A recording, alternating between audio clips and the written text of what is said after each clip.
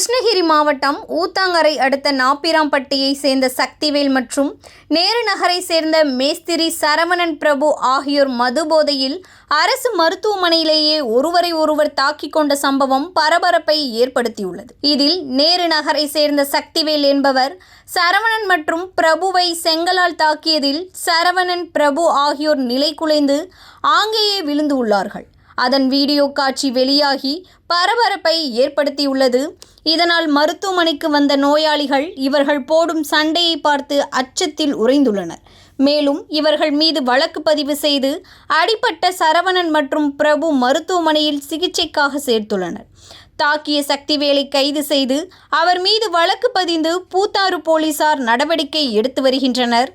மேலும் மதுபோதையில் அரசு மருத்துவமனையில் இதுபோன்று சண்டையிடும் சம்பவங்கள் இங்கு அடிக்கடி நடந்து வருவதால் சிகிச்சைக்கு வரும் நோயாளிகள் கடும் அச்சத்தில் உள்ளனர்.